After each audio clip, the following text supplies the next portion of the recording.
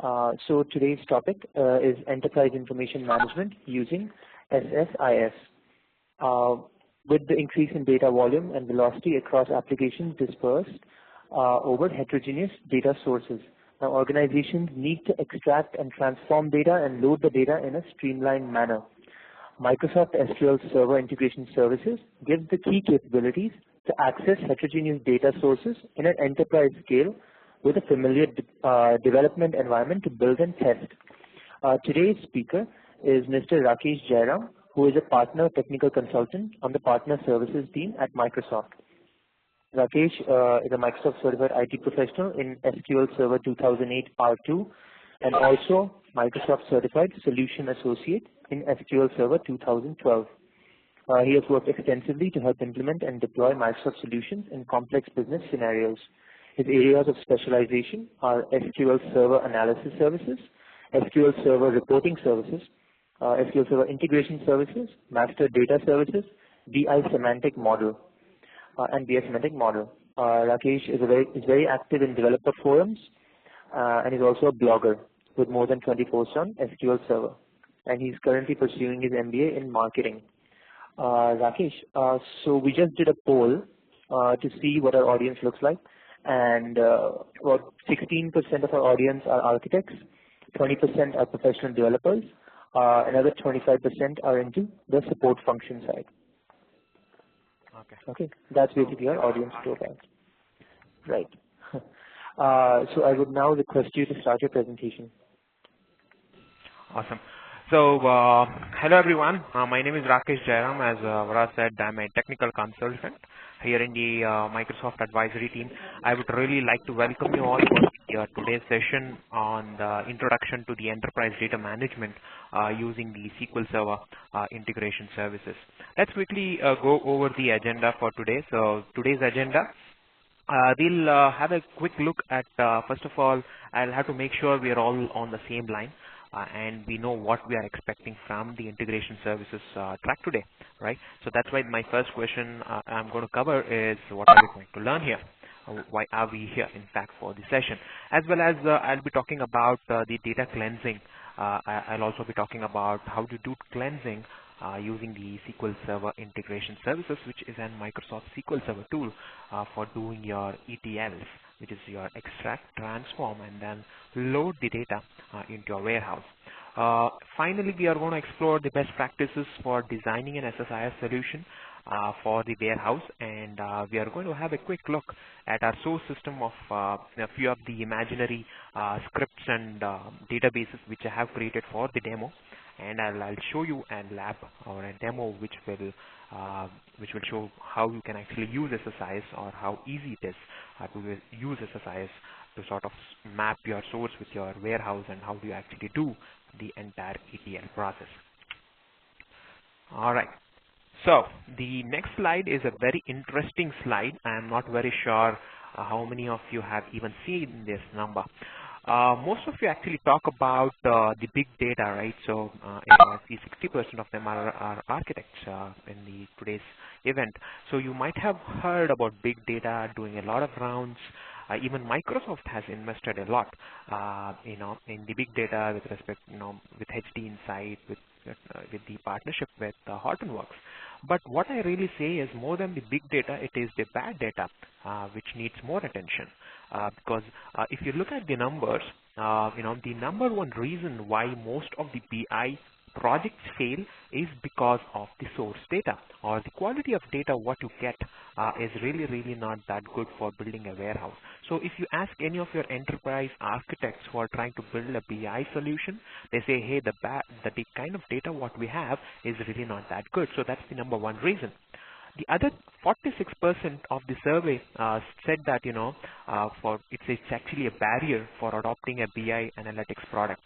And if you see, there is 600 billion loss in US alone last year for the bad data whatever we had, and 3 trillion loss for US government last year alone. That's a huge number, $3 trillion, which I think is an equivalent to our India's GDP. So that's the amount of loss which the US companies had to, or the government had to go through because of the loss in or the quality of data they had. Poor data leads to lack of visibility, and it actually increases your project overall cost by around 66%, because when you have bad data, you need to put in more efforts to make it right, and when you put in more efforts, you have more developmental efforts. When you have more developmental efforts, it actually costs your project in terms of the resources, and in fact it turns out into a monetary thing, right? So the data quality is something which which I feel needs more attention than anything else at this particular point of time. So what I also would suggest is, team, let's make it highly interactive. Post your questions in your chat window. I will be constantly monitoring it. If not, Vara will also be monitoring it. I'll try to answer your questions whenever I find time. So feel free to post in your questions in the Q&A tab. All right. So let's look in to the next slide, what we are going to talk about. If you see any of your BI solution or a BI implementation, be it for healthcare or be it for a retail or be it for an insurance or a banking, travel, any of this, the first thing what you really observe is that the kind of data which is scattered across. So it really puts you in a very difficult position to say that, hey, I have few of the data in Excel, I have few of the data in SQL, I have few data in a Teradata databases, CSV files. One of the common things what we observe is that plain text files are a very simple way of storing data. Probably if you have trying to interact with an enterprise client for a retail industry, they might have a centralized application where it is putting its data for all the SAP applications, or probably a Salesforce application, or Microsoft Dynamics CRM applications. But when it comes to the field, for example, a salesman, if he really wants to log his sales data, he might not get a BlackBerry like an Amazon or a Kindle, right? They cannot go with a BlackBerry saying that, hey, I've done that. Especially in an Indian scenario, probably they'll get an Excel file where they need to probably calculate all that data, put it in their laptops. So when it really comes to reporting a BI solution or implementing a BI solution, you will have various kinds of sources. So we really can't afford to miss out these small CSV files, right? So you cannot only say, I'll take only data from Dynamics or Teradata or SQL Server. So you need to combine all these data which are scattered in different systems, in different formats, and different organization, or within the, for example, if there is a merger or an acquisition, probably you need to consolidate the data. That becomes even more difficult, right, over a period of time. So the decision makers are facing a tough time in sort of managing all these things, and it has become more of an IT job to say, hey, there was, for example, a few of the modules may be implemented in SAP, few of the modules are implemented in, let's say, Microsoft Dynamics CRM, few of them are a custom application, but when you really need to roll up, you cannot have, a redundant data being shown in your BI solution. So what you really need to do there is that, hey, I have few data in Excel, SAP, CRM, let me take everything and manage my enterprise data, saying that I really need to have warehouse from where I will push or I'll pull the data from. So the reports will only talk to my the data warehouse which I'm going to fill, and I need to make sure this warehouse, whatever I build, has got the it doesn't have duplicate records, and it is absolutely integrated. It has to have a the kind of data what we have should never have invalid data records, or it should be really, really clean. So that has become more of an emphasis right now in the business. So let's quickly look into the next slide here. There are various data cleansing, which we really need to talk about. If we can just look at the slide here in the current window, for example, the first name, it says that for example, you are trying to implement a project. Let's say, for example, any one of the Indian banks, and they have two different organizations within itself. For example, a vertical, we'll call it as a vertical within an organization.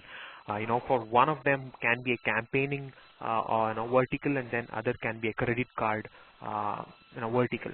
A campaigning guy, probably would have got the information saying that John Doe something, right? So which is the second line in your example. But when it actually translates into a customer or a credit card information, he might have changed his city, or he might have changed his phone number. He might have given the zip code in a different format, right? But when you really want to roll up and say that for a CIO who is actually looking into these data, saying that how many of them I was able to reach, right? So the marketing analytics has become such a big thing.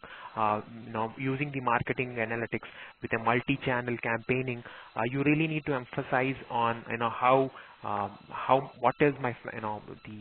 much I was able to reach, the reach of the audience, right? So I was able to send 100 emailers, and how many of them really got translated into a credit card or into a savings account or into a financial other kind of accounts or a fixed deposits, right? He really wants that key number. But when you have a data which is something like this, you really can't say whether the same guy is the one we have in the other system, or is he a different system altogether? Is he a different person altogether? So that's where the challenge lies. Even the marketing analytics is such a big thing. They are implementing predictive analytics on top of it, right? So if we do a campaigning, probably at this period of time, we might expect to get this kind of an stimulus or something like that, right? So a response to the stimulus. So the response will be something like this. So looking at all this, the data cleansing and the kind of managing the data across your verticals becomes very much necessary. And we as IT architects or professionals or developers, it's our business to make sure that we emphasize on this to our clients and partners, saying that, hey, look, your data is the first big thing which we really need to emphasize on, so that you don't end up doing a BI solution and then the CIO starts looking at the wrong data, and then he says that the entire project has to be scrapped. As I said in the first poll, that 66% increase in revenue, and number one reason for scrapping most of your BI projects is because of the bad data, right? So we really need to do a good source system analysis. We really need to understand the source, and we need to really transform these kind of heterogeneous data from various sources and then put it into a warehouse. So doing all this cleansing, matching is done through the integration services, which I will be talking about in a couple of minutes. So what are we going to learn in this particular track? We need what I will show in fact is, for example, how we'll be able to connect to different sources using the same tool.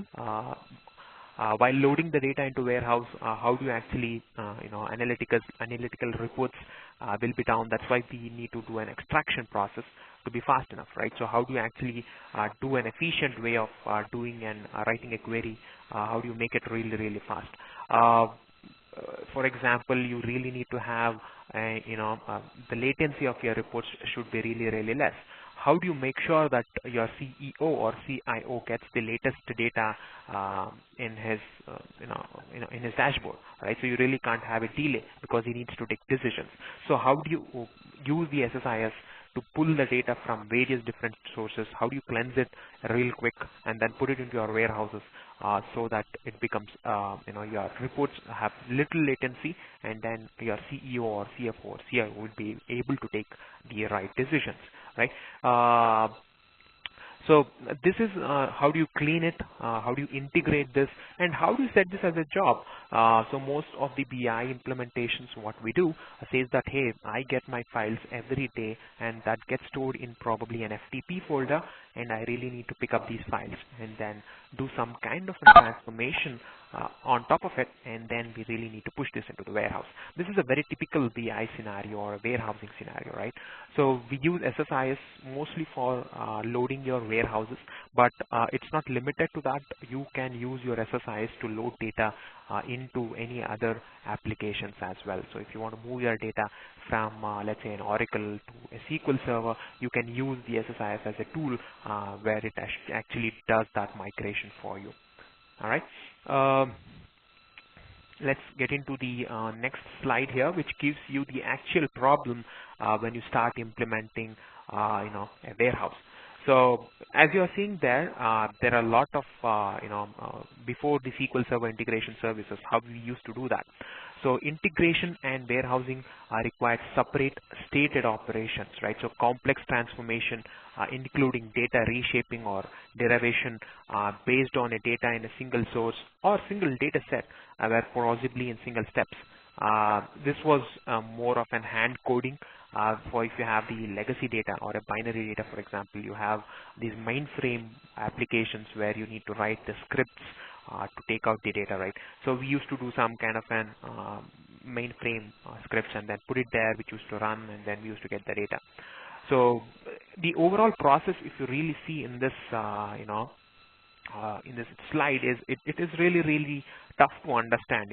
We have different kind of a sources. We have structured, semi-structured. We have a database which is completely relational. We used to do different kind of an process for fetching data from these various processes, and the repercussion of that was, the reports had huge latency, and whenever you have latency in your reports, it always gets escalated, right? So the CEO doesn't want to see something which takes more time. It's completely unacceptable for a CIO or a CEO who is putting up millions of dollars in a BI application, thinking that he will be able to get some kind of a return on investment. Whenever he puts money, he wants that to be transformed into an business improvement, right? So he wants some of his operational efficiency to be improved, or he wants to improve his his revenue or sales or budgeting, planning, whatever. He wants to improve certain key metrics of his business. And if he is not able to do that, even after pouring a lot of money, then it is something which is not serving the purpose. So whenever something like that happens, there is always an escalation, and then we have to relook into our entire process. So let's quickly look into the next slide here. How after the integration services, how you can actually do that. So the integration services gives you a nice way of getting data from seamlessly, in fact, across different kinds of a format. For example, you have a semi-structured data, which we talk about in your CSV files, databases, legacy. So you can actually use one SSIS packages saying that, hey, get the data from here, get the data from here, get the data from the database, do everything, and then put it into your warehouse. As you can see, it's more streamlined. You know that the pulling of the data happens at the same time, unless like the previous slide where we had a script running at 8 o'clock, we had another script running at 10 o'clock, and then probably you need to run another script at 12 o'clock. You don't need to do that. The SSIS is a single way of getting data from across the systems, be it Oracle or be it CSV file or be it the application database, and more. One of the another thing which I really want to emphasize is that big data, which we talk about these days. We talk about big data, IBM, Microsoft, you name it, and there are companies who are really working hard. And the big data is something which is going to be taking over. I'm not saying taking over the data warehouse, but it will certainly have a huge revenue with respect to how the data is currently looked at, right? So your LinkedIn, your Facebook, or your any other applications stores their data in a big data format.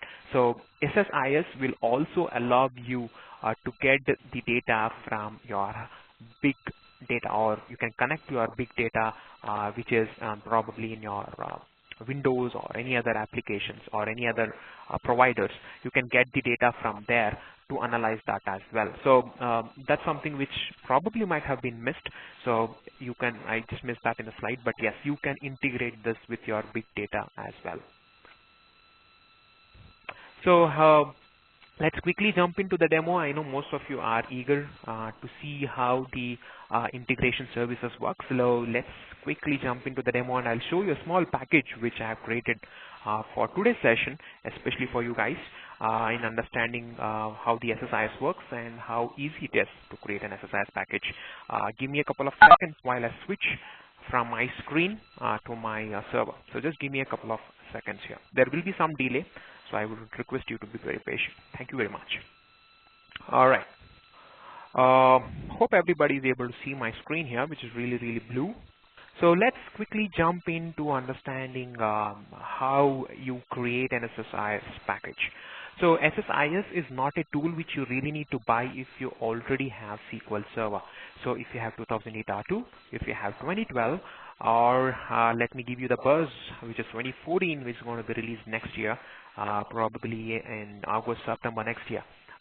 So if you have any of these 2012 in 2014, and unfortunately you cannot get it right now, but 2012, yes, 2008 R2, 2008, if you already have the licenses, then the SSIS is a part of it. So you don't need to buy SSIS as a different product.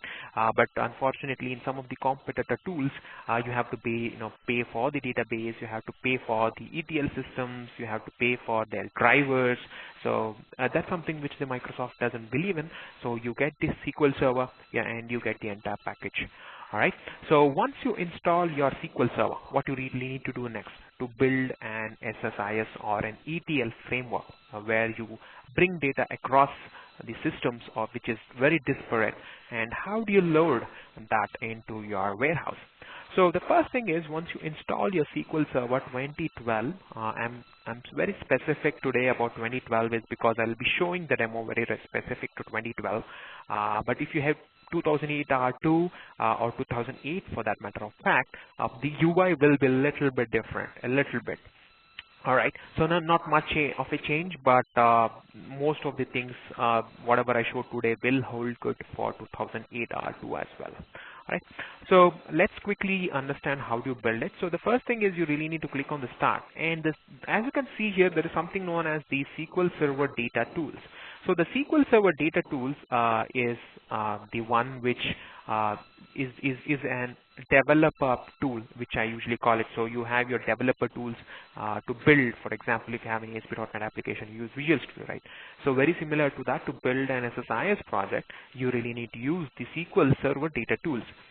Once you click on the SQL Server Data Tools, this particular thing is built on the Visual Studio itself. So as you can see, it is built on the 2010 Visual Studio shell. You don't need to install Visual Studio for this. You just need to install a SQL Server, and it will install the required Visual Studio components for you, and then you can start building it. Once you have clicked on it, so the next thing is go to your files and then select a new project. All right. Once you select the new project, you will see this is as a business intelligence project. So there are various different business intelligence projects in Microsoft. I'll not dwell much on the analysis services or the reporting services, but for the audience, let me just quickly show you what are the different templates which are available, and then I'll continue with the integration services project. All right. The analysis services, you have various different projects which are available in 2012. 2008 R2 only had analysis services in multi-dimensional project where you build these MDXs and OLAP. So if you want to build an OLAP on your warehouses, then you really need to select the analysis services project. The reporting services project is basically an end visualization tool where you can actually show your sales reports or your KPI, business specific KPIs, where it will have your own charts, you have your gauges, it will have your own set of tables like your pivot tables and charts. So if you want to build a visualization, which is your front end for your business users or BDMs, business decision makers, you really need to create an reporting services project. So the last one, but the most important one, is your integration services project, which we will be using, or which I will be showing how to build that. So the integration services project is the one which you really need to select and give it a name. Let's call this as 929 Media Demo. So once you give this, you have the location where this particular file gets stored. You can actually take this file, which is an XML file. So you can, if you are very good in XML, then probably you can edit it, the XML directly, but it is strictly advised not to do so because you might end up corrupting your SSIS packages, right? So let's click on the OK button there. So as you can see, it says creating the project. So let it create a project. Let's wait for that.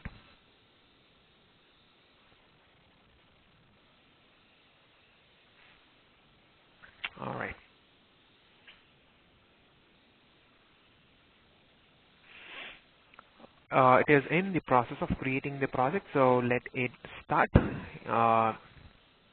So this is the a window which you will get it once you open up an SQL Server integration services. All right, so integration services. All right, so on your right hand side you'll have your Solution Explorer. The Solution Explorer will have a lot of hierarchical structure, which says that connection managers, SSIS packages, and miscellaneous. Right. So what is the difference between these tools, or what is the difference between these properties? I'll let you know in a while. Right. Let me just quickly make it familiar with the overall design and how to create SSIS package. All right. So it has got the control flow, and then it has got the data flow. So the parameters, event handlers, and the package explorer. So the parameters, event handlers, and the package explorer, I will talk about that in a little bit of time, but let's explore what is a control flow. All right. A control flow is basically is the designer window where you just give me one quick minute. I just got another. Facing the same issue, not audible again. Okay. All right. So hope rest of them are able to hear me. What you can actually do in your control flow is you design your business flows, right? So what is a business flow? A business flow states that, let me take a simple package which I have created for you already and then show that how the business requirement states it. So what you design here is your control flow. A control flow can have a lot of components which are built in, right? So as you can see here, so I have to load the business requirement states that I need to load my products into my product table from the CSV files which I am getting, and the CSV file contains a lot of spelling mistakes. It has got a lot of characters which should not get into my database, because if those special characters get into my database, I will have issues reporting, and the CEO in fact, or anybody else, or a business decision maker will end up seeing the wrong reports, right? How do I make sure that such kind of a data doesn't get into my warehouse? All right. So the first thing what I really want to do in my package is that, hey, I really need to delete all my all the data whatever I have currently in my tables, and then I need to load the fresh data. So deleting all the data in your currently existing tables is done through something known as your execute SQL task. So the execute SQL task, as you can see here, if you mouse hover on top of it, it will give you an what is the component doing. So you say that, hey, I need to do this, and if after execute or not, after deleting whatever I have in my tables, as you can see, there is a SQL statement which gets fired, which says that delete from the existing whatever the table. So I have a database, and then I have the schema, and let me just increase the size here. So delete from the database and the schema, and what table you really want to delete that, right? So I'm just trying to delete the data which I already have in my existing tables, and then I'm trying to load the fresh data. So it says that, hey, if this particular task, if I'm able to successfully delete all the products in my existing table, then go ahead and load the fresh data. So it is like an statement one after another, right? So you're trying to define one statement next to that this thing should happen. So what we're saying here is there is another component which is known as the for each loop container. What does the for each loop do? So the business states that hey, I will give you all the products, and those products will be stored in probably some folder, and you really need to loop in through those files and then extract the data and then load it into my warehouse. So this is a very typical requirement, right? So recursion is something which is the most frequently requested thing in your business. You have 100 files, you need to loop through the 100 files, take the data, put it into your warehouse. So it is like a for each loop or in your C# or C application. One of the questions which comes from Mukesh is that can we do C# customized program in SSIS? And the answer is yes. you can use an VB.NET script or an SSIS. If you have 2008, probably you'll not be able to write a C# script, but if you have 2008 R2 or 2012, yes, you can write and customize C# script where you can use all your for each loop, and you can use your looping, you can talk to your file and use your own probably your logic to do that. To do that, in fact, let me quickly show you as well for the rest of the team. There is something known as the script task. Can you see that? So what you need to really do is just drag and drop that script task. It's very, very simple. Once you drag and drop the script task, it prompts you what language you really want to write that. So there is Visual Basic. Most of you are very familiar with it. C# is a new, a language from which you can actually write your own. You can write your own customized scripts there. You can connect to a SQL database, use your ADO.NET, and then fetch the data. You can do all sort of things in your C#, right? Hopefully, I have answered your question there. If you still anybody else has any questions, so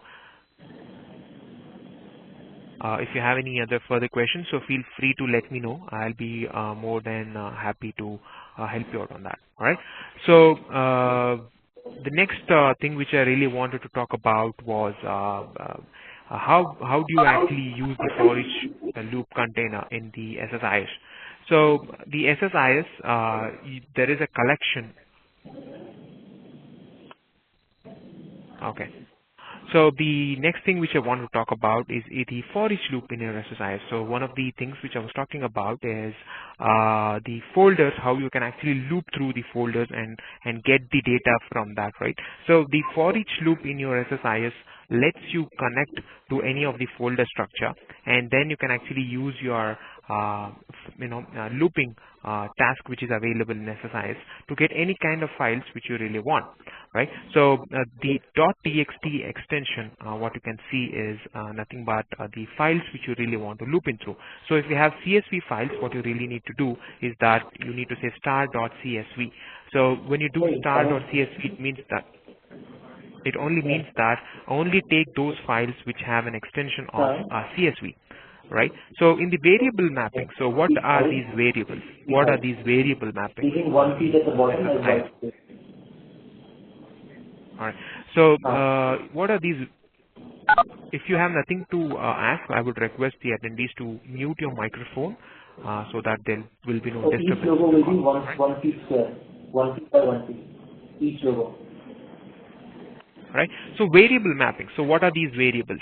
So similar to what you have in your C#, if you are an application developer, you create an a dim string equals something, you create a variable right inside your scripting language or your official, in any of the languages.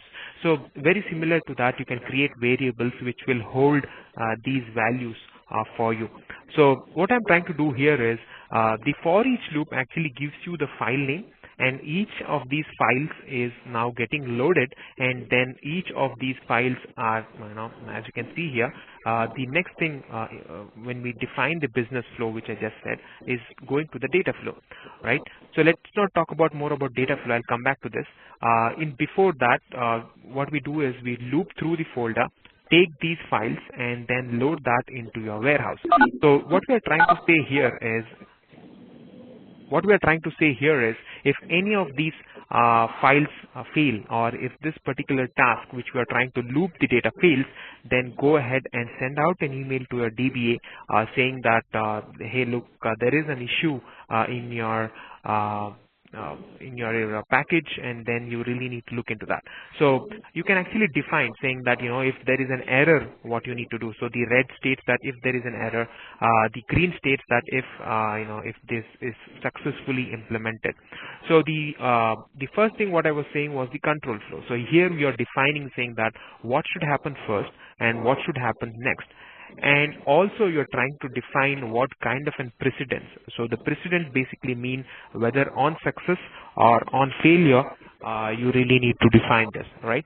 So here we are saying that once the execute SQL task is complete, only then go for looping through the folder and then loading the data.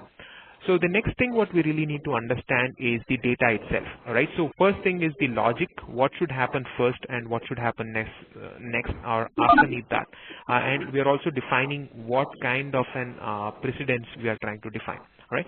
So in the data flow, what we do is we create these connection managers. So as you can see here, there are various kinds of connection managers. These connection managers are nothing but where you really want to connect to. For example, I'm connecting to a flat file, so the icon looks like a small, a file, right? So you can connect to an SMTP server, as you can see there, which is the next one, or you can actually connect to an SQL server database itself.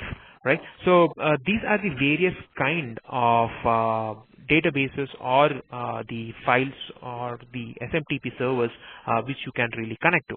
So what happens next? So what we are defining here is that once the for each loop gives me the data, then go ahead and load this into your table. So in the meantime, what we are also doing is we are trying to do some kind of a data conversion.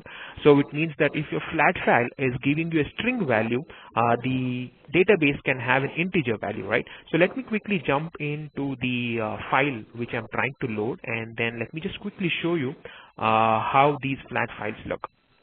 All right.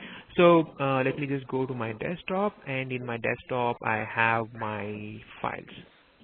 Just quickly go there and show you how the files look like. All right. So these are the files which I'm trying to load. Let me just quickly open that. It has got around 60 to 70,000 records. So it contains, the first row contains your description.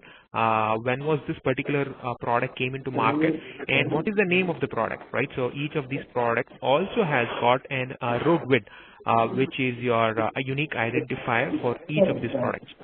You can see that the product ID has got an comma separated row limiter or a column delimiter, which is every column is delimited with a comma. Few of the columns are delimited using an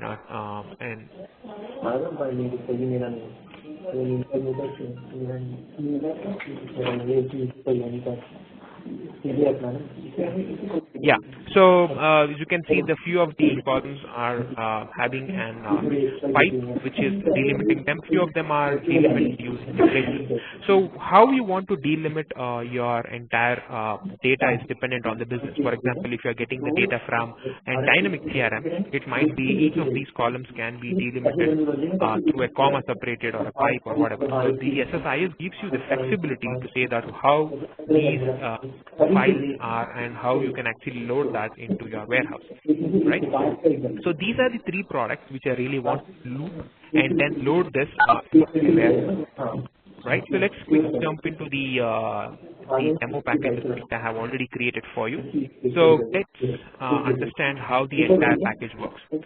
So once you create your SSIS packages, you need to connect also in the meanwhile you need to create this data connection managers. So the data connection managers are nothing but, as I said, which is pointing to your database or your file. So let's say that we have defined everything. We have created a project or a package which is your .dsx, which is your DTSX packages, and you really need to run this. So you have designed it. The next thing is to execute it. So how do you really execute that? So right click in the package and say execute the package. So once you execute the package, what it basically does is it runs the package, and then it starts loading the data from this flat file into your warehouse. All right. So it is in the process of running. So there will be some delay because it might take some time to show up because of the lag in the internet. I would request you to be very patient. So as you can see, there is an yellow mark, there is a green mark, there is a red mark and all that, right? So what is this green arrow mark say? Or a tick mark which has a green indicator say? That means that this particular task was successfully completed. So only when this particular task successfully completes, we have told that go ahead and loop go into the next sequential task and then do that. So we said that delete the data first and then loop through the folder, load the data into my warehouse. If and only if there is an error, then send out an email to the DBA, right? So as you can see, everything is green. It means that every task was successful. That's the reason it then send out an email to your DBAs, right? So that's the reason. So let's quickly jump into the database here, and then let's try to understand how it has loaded the data, right? So the database which is trying to put the data is nothing, the one which is the testing database. So let's quickly show you how that works for the audience. So let's go to the data flow. So the data flow is nothing but how the data flows. So it takes the data, converts the data, splits the data according to your business requirement. For example, I have a business requirement which says that hey, if the product ID is greater than 1,000, it means that it should have an additional column which says that it's a discounted product. If my ID is lesser than 1,000, if the product description is lesser than 1,000, then it should not be given any discount. So it can be any of your business case, right?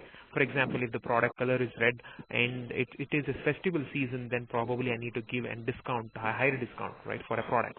So something like that. You can define your own logic inside this. And you have got a lot of functions which you can actually use. For example, if you want to do a priming, or you want to replace a character, for example, I'm getting an ampersand in my file, but I want to replace that with a plus sign. So if you want to do that, you can use the replace function, substring, upper string. All these functions are available. So you want to use a datetime function.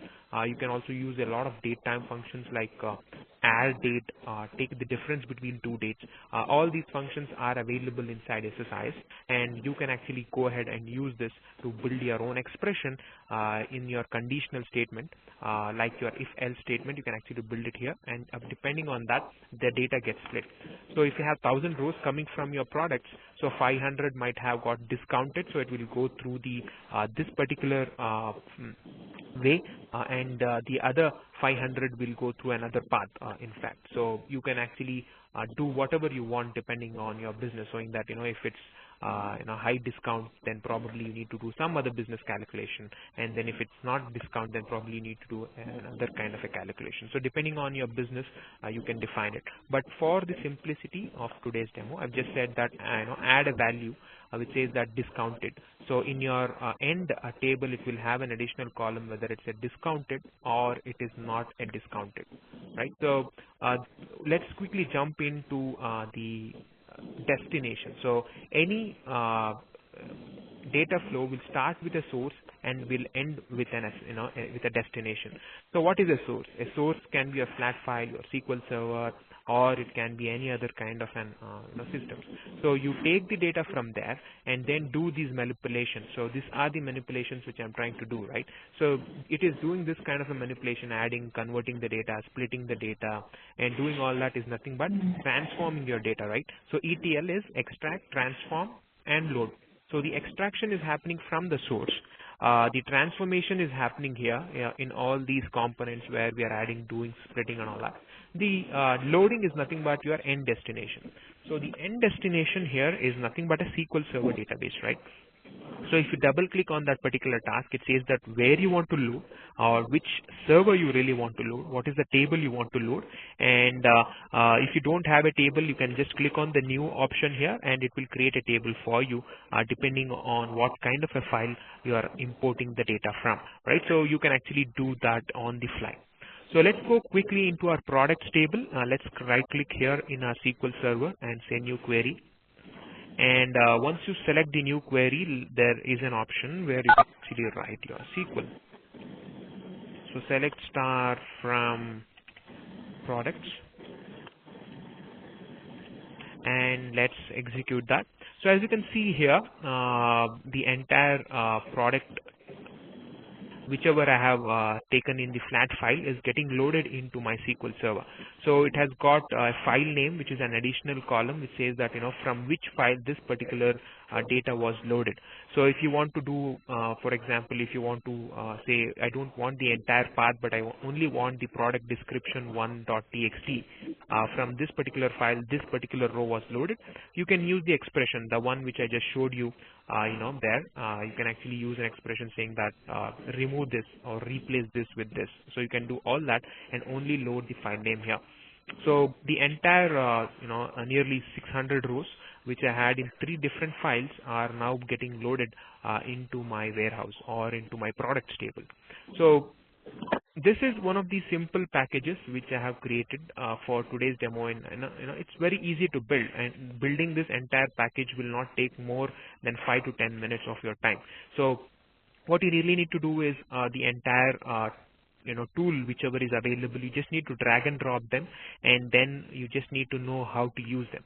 And if you really don't know how to use them, there is an interesting option which is available, find samples. So in SSIS, if you click on any of these in the toolbox in your data flow, there is something known as the find samples. So if you click on the find samples, it will actually take you through to an SSIS store, and then it will show you how you can actually use this. For example, somebody wants to know how to use a sort operation. A sort operation is basically when you give an input. For example, when you are getting the data from your flat files, it might not be sorted according, with respect to alphabets. So you say that, hey, sort this particular file in an alphabetical order A to Z, and then load it into my table. So you can use a sort tool here, or a task, and then sort it and put it into your destination, right? So find samples will actually give you such kind of a scenario where you can sort it and then load the data into your warehouse. So this is a very simple way of building a package. So apart from it, there are a lot of options which can be set. For example, if you want to have a transaction enabled, saying that if any of these things fail, roll back everything, right? So that's a very simple requirement. You don't want to load anything if there is a failure. So the transaction isolation, which can be set to 3 different levels in your SSIS, which says that supported, required, or not supported. Required is something which you really need to set it to have the entire data being loaded in a single transaction.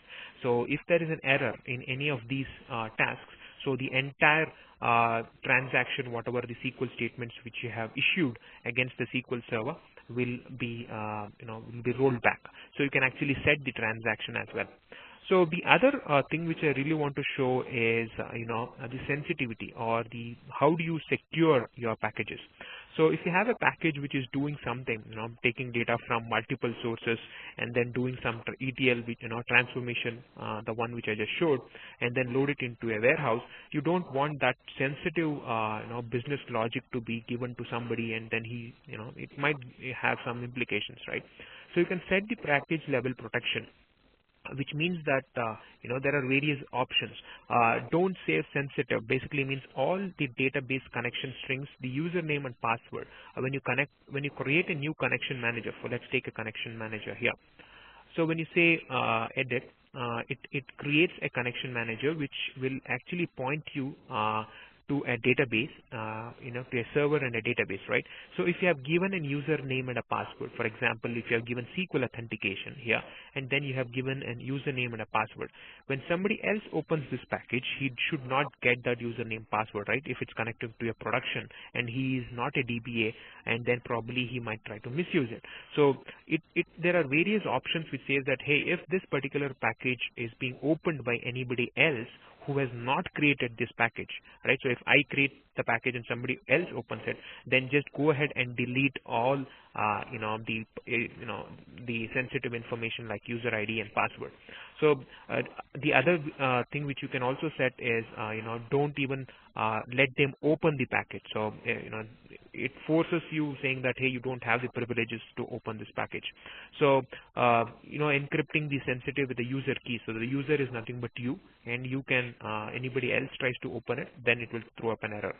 So the other option is you want to encrypt the entire package using a password. So whoever wants to open this package needs to give a password to open that particular package because of the sensitivity issues. So there are various options which can be set in your packages. Apart from that, if you go to the data flow, there are a lot of other options which can also be done. For example, if you want to, there was a question saying that the C sharp, about the C sharp. So if you want to do some kind of a C sharp scripting, you can use your script task. Or if you want to connect to an ODBC, earlier in 2008 R2, we never supported ODBC, but now in 2012, we even support the ODBC source. So if you have an ODBC driver, for example, connecting to a MySQL, you can actually create a file DSN, and then you can use this ODBC in your in your SSIS packages to get the data or load the data into an ODBC, for example, loading it into an MySQL. Right. So there are lots of tasks which can be done. For example, if you want to do a slowly changing dimension, so it is very specific for a dimensional modeling or a warehouse where you have a CD implemented, right? So slowly changing dimension 1, slowly changing dimension 2 or a 3.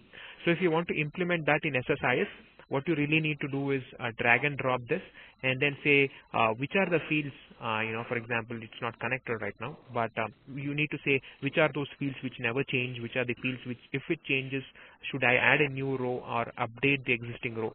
So there are various properties which you need to set, and then the SSIS will take care of updating, inserting a new record, updating the older record. So everything is done by the SSIS itself.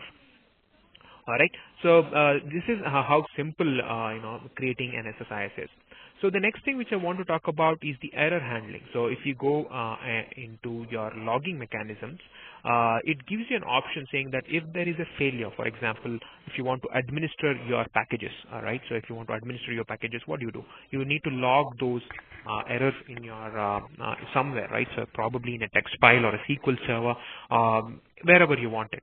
So the SSIS gives you that kind of a mechanism for logging this into a text file or a SQL, or you want to put this into an XML file. So depending on your requirement, for me, I always prefer to put it in a SQL because I can query them, create reports on top of it, and then send it across. For example, if I'm a developer, probably the client will be loving to see and report which says that where things went wrong. So I would prefer to put it in a SQL, and it is much safer than a file because only people who have access to the database can query it.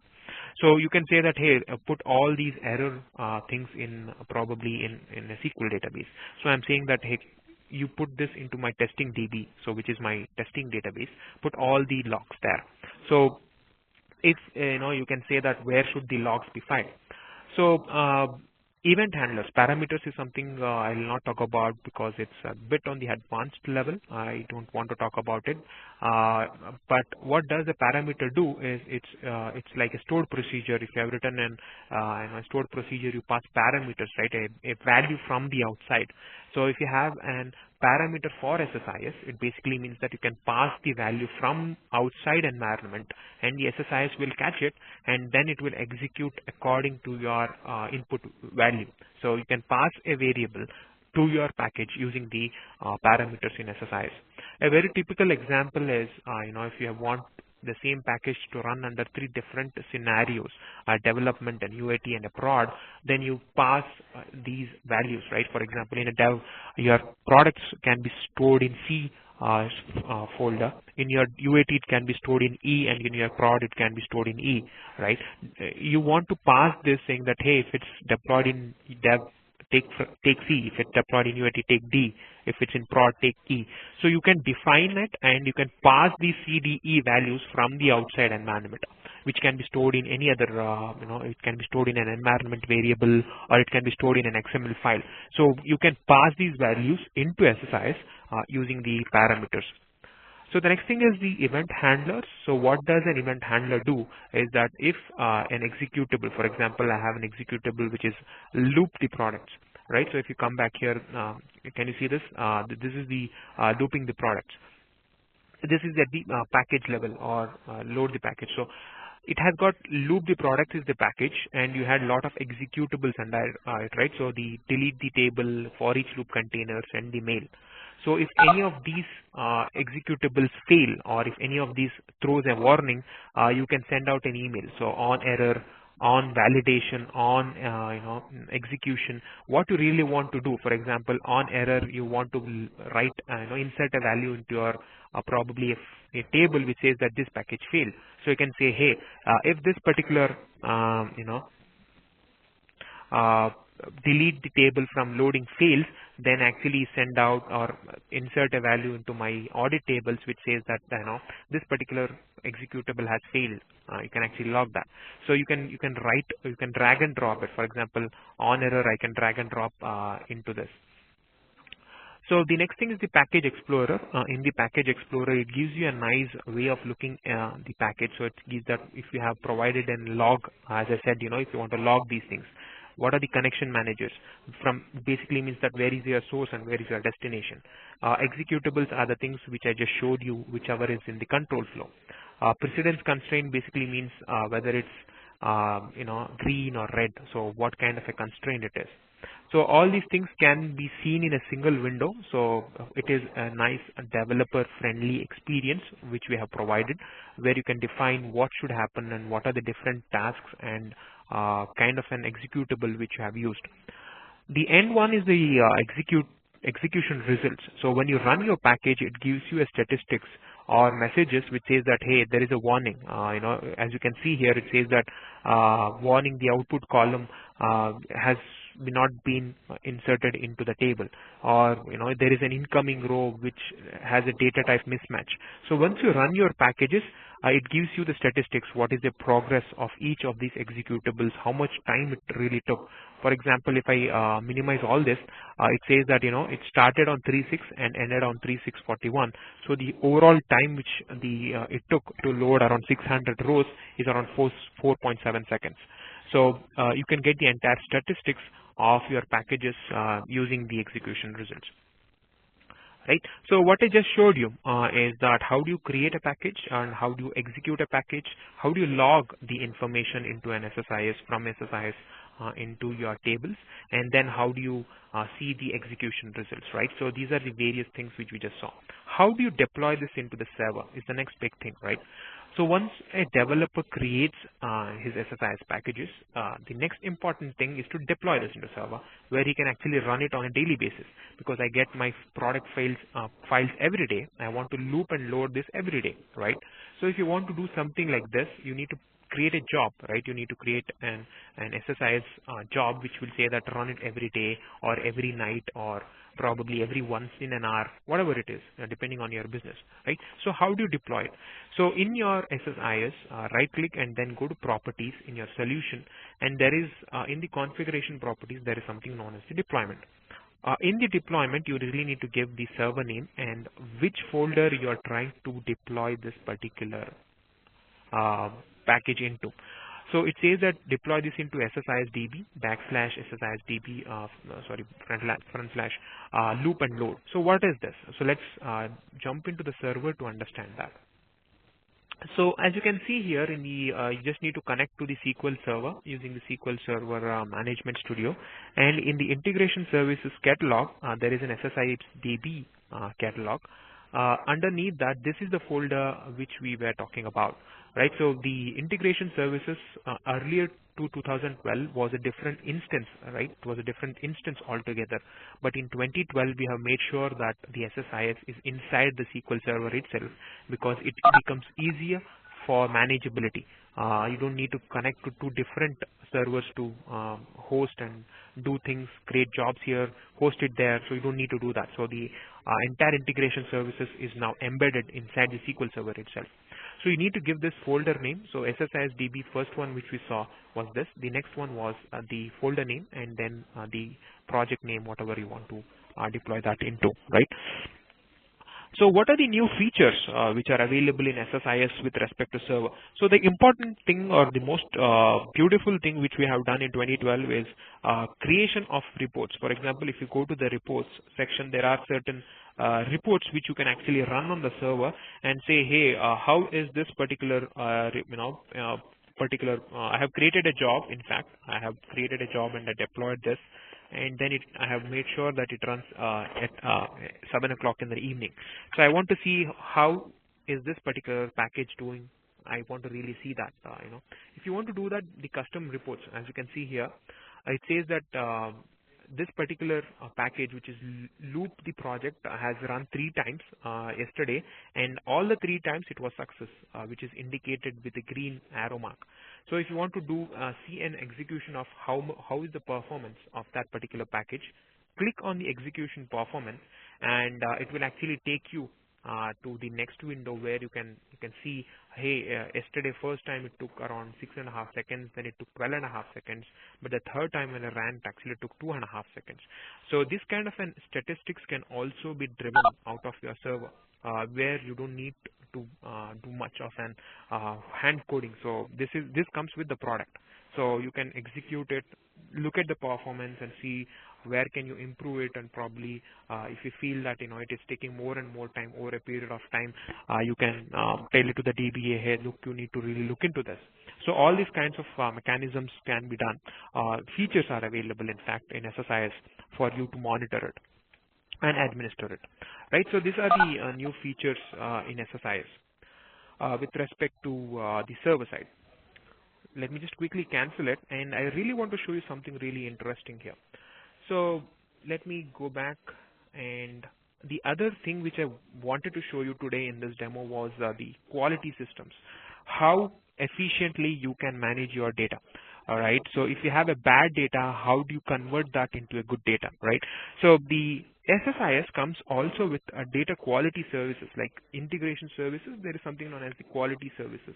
So the quality services prime feature, or it's built to make sure that you get good quality data, right? For example, let's say I have an Excel file on the bad data which I'm trying to open, has got some kind of an anomalies. It has got spelling mistakes. It has got a lot of issues. One of the frequently used is, you probably put LTD for limited, and few of them, put LIVM TED for limited, and when you try to load this, there is no algorithm which says that LTD equals limited, right? So all these kind of scenarios can be implemented using the DQS, and you can actually see in the Excel file, which I'll show in a couple of minutes, of how do you improve the quality of your data. All right, it is just opening up the Excel file. So what I have in this Excel file is a few data which has got some kind of differences in the way I have named it. Once it opens up, I probably make more sense to show you in a graph.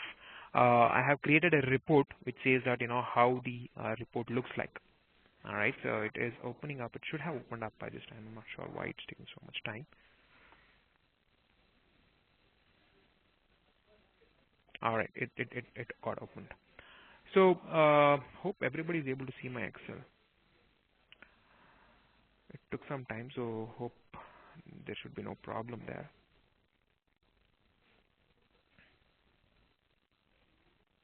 All right. So what you can see here is, for example, I have a report. As you can see here, I have created a report for different kind of products what we sell.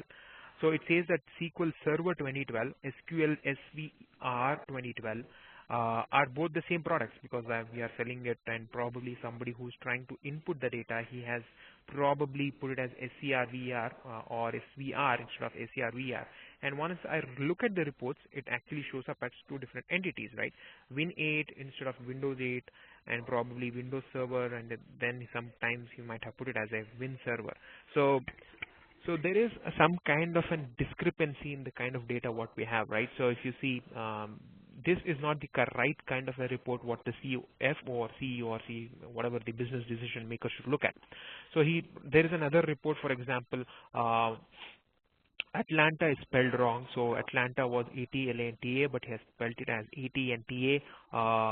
He has New York is spelled wrong, NUWYORK in few of the systems. Some of the systems have taken it as NEWARK. So once you look at the report, you have more number of chunks. In fact, it should not be. So this is a very typical example where the report showing you the wrong data. So how do you use the data quality systems to actually correct it, not manipulate it, correct it, and then do it. So let me quickly jump in here. What you really need to do is, this is a DQS, by the way.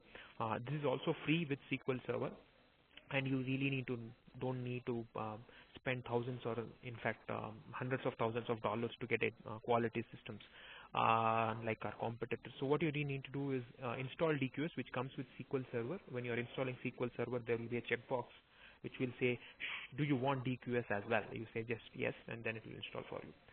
What you really need to do is create a project and then create a domain. A domain is nothing but like a table which has got its own set of columns. So it is an entity. For example, product is a domain, or city is a domain, or whatever you want to really cleanse. For example, a product is a domain because I see SQL Server, CRVAR, SVR. For me, the product is a domain. So you really need to create domains and then apply rules in the central this is a centralized repository, right? So if you have, for example, 100 projects are running, or let's say simple number, let's take 10 projects are running in your company, then you don't want each 10 developers, or probably if not 10 different developers across projects to do the same thing, right? So you want a central repository where you store all your validating or quality systems. So let's take a simple example here. For the rules, what I want to store is now getting stored in the centralized repository here. So I come here and say, hey, if you get a value saying that AT&TA, then it should be corrected to Atlanta. If it comes as NEWARK, then it should really be corrected into New York. So if you have 100 packages, all these 100 packages can use this knowledge. So that's why we call this as a knowledge repository. So they can use this knowledge, and then they can start, correcting itself, and then you have a good data, which is the output of your data.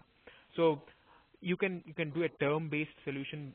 What do you mean by term is that if there is a spelling mistake, you can actually correct it on the fly. You can these are the few things. If you have a reference data, what is a reference data?